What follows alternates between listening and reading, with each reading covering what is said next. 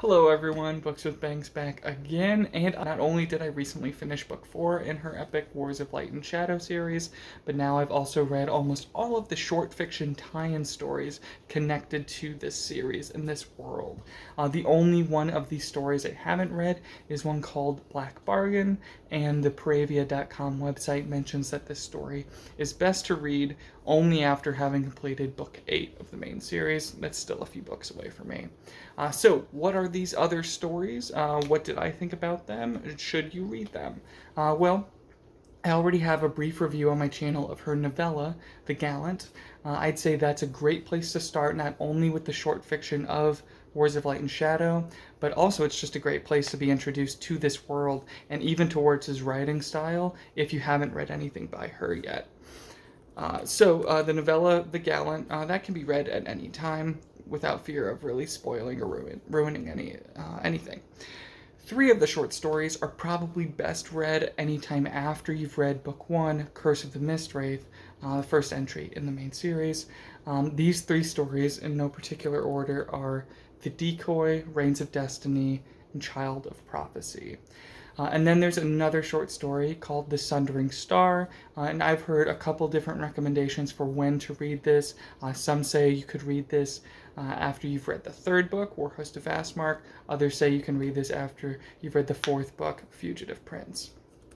I just most recently read these four stories, The Decoy, Reigns of Destiny, Child of Prophecy, and The Sundering Star.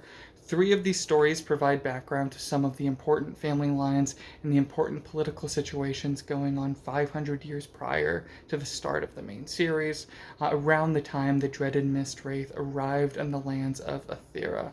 One of these stories, though, the other of these four, a story called The Sundering Star, that gives a bit of a genre whiplash, but quickly settles in as a realistic inclusion and component of the really ancient lore and kind of fabric of the universe in the same series, but pretty distant, pretty different.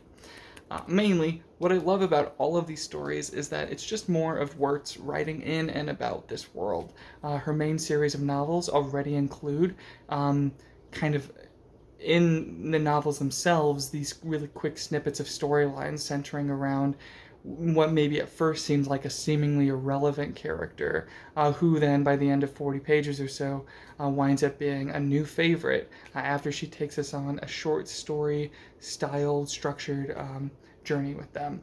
So the short stories already feel like a style and approach that we're familiar with from Wurts, just without that larger context of the Wars of Light and Shadow. Now, none of these background short stories, I don't think any of them are like quite as good. They're not like my favorite part like stories or episodic things that happen. They're not my favorites compared to the main novels themselves, but they're all still very rewarding reads in their own way.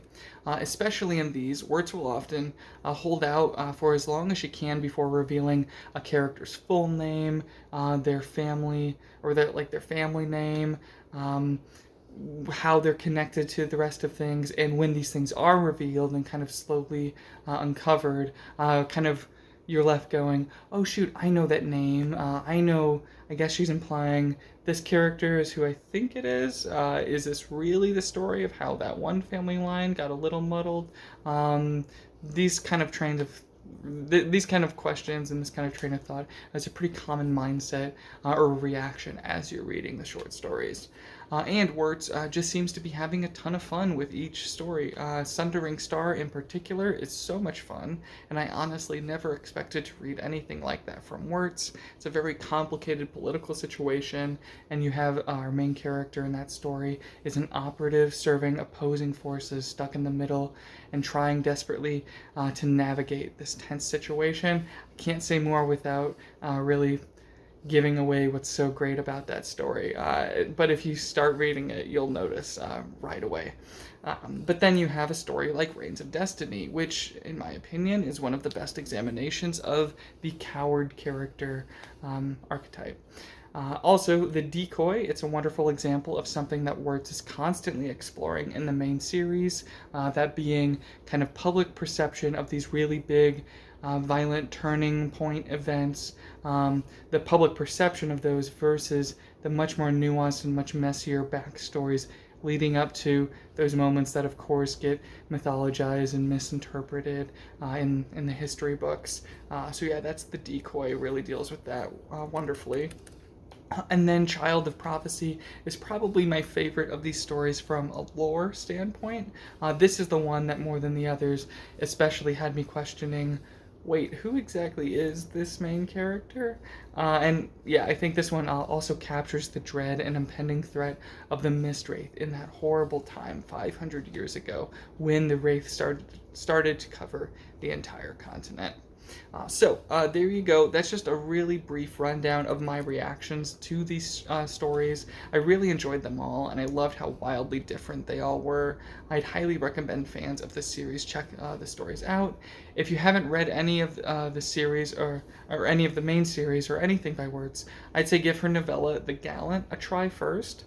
And all of these are available as ebooks on her website. I'll try to remember to link that down below. I'll say it now, though. It's paravia.com, Paravia.com. Yeah, that should do it. Thank you all so much for watching. Have a great day. Bye.